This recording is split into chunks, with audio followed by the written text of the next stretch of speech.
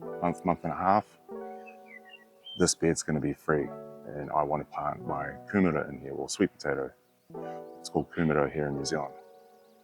Which means I need to start it. I need to start doing my slips, which is this morning's mission, or actually we're at lunchtime now, which is today's mission. Oh my God, it is so muggy. Typical spring. It's starting to warm up, but it's very wet at the moment, so the humidity is insane. So what you do is, you get your kumara. This one's one we had from the fridge that we bought from the supermarket. I don't know how much growth inhibitors have been sprayed on it, or if any. Kind of taking a gamble with it. Ideally, you get one from an organic source so you know it hasn't been sprayed. You can get your kumara. Normally, you'd cut them lengthways in half, or actually you can cut it this way. And there's different methods of trying to sprout the slips.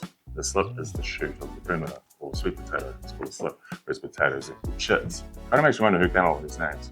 You can, much like your avocado seeds and stuff like that, you put toothpicks on the side and you just dip it in so it's just touching the water, and then wait for the slips to start to sprout. Or, in this one, you get your container, much like starting seeds, cut it, bury your kumara to about there, and then make sure the soil itself stays moist the whole time, and then put a lid on top, and then you put it into a warm, sunny spot where the humidity can help it germinate, well not germinate, but start to sprout its slips. Because kumara is a tropical vegetable or flower. It's part of the morning glory family, which are flowers, vining flowers. This being the type that you can eat the tuber. So once you put it in its warm, sunny spot and the slips start to grow, let them grow till they're about 6 inches in length, 150 mil. And from there, you carefully take the slip off and then you put them into water and let it start to root. And then once it's started to root, then you can plant them and you have yourself a morning glory vine that will produce tubers about 6 months down the track. And generally you want to time this so that you're getting the kumara into the container or into your water, and that it's producing its slips that you can then put them into water and start to get them to root, so that you're planting it out at the end of spring, early summer, right when the soil's really starting to warm up. These things need warm weather. And then obviously time it so that 6 months down the track, you are harvesting these right before it starts to get cold.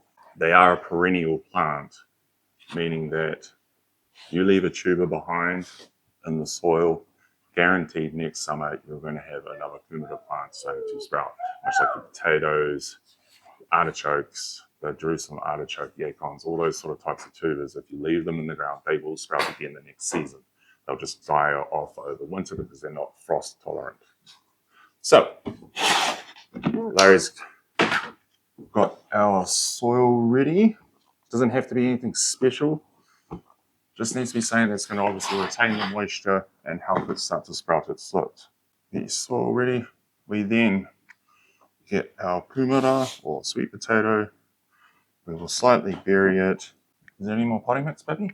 Do a couple handfuls. Yep, there's one.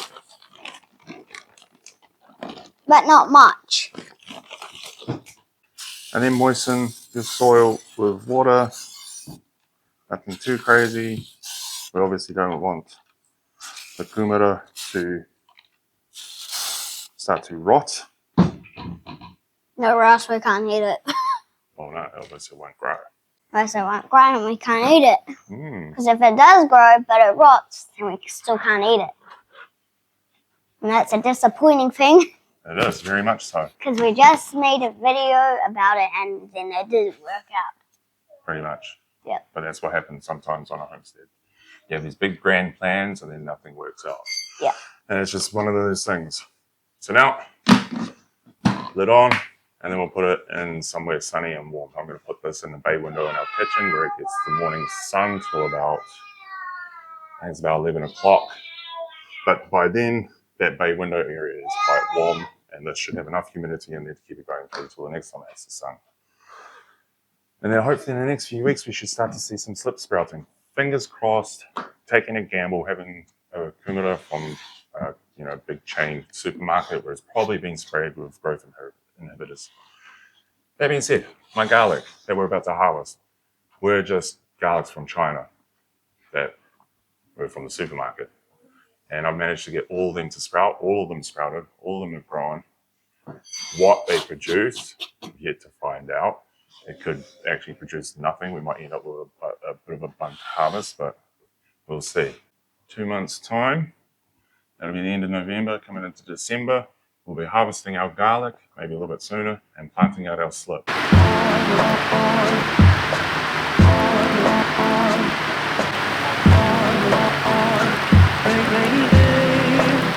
Okay, so the plan today was to plant out our kumara. But Mother Nature seems to have a different plan. That being said, I'm still going to get it done. Unfortunately, the step between the last clip and then this clip, there was a couple of videos, but I accidentally deleted them when I was cleaning out the camera. It wasn't until I deleted them, I paused and it's like, oh no.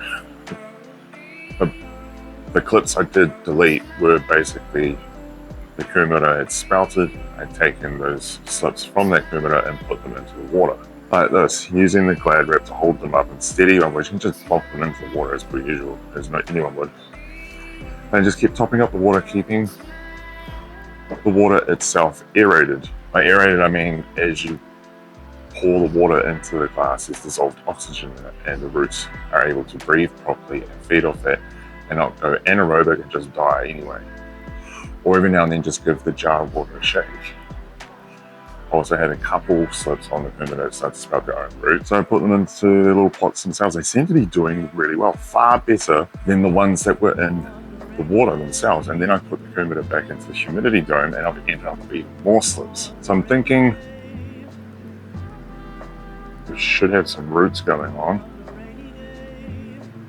Oh, so definitely got roots going on. It won't let me pull it out.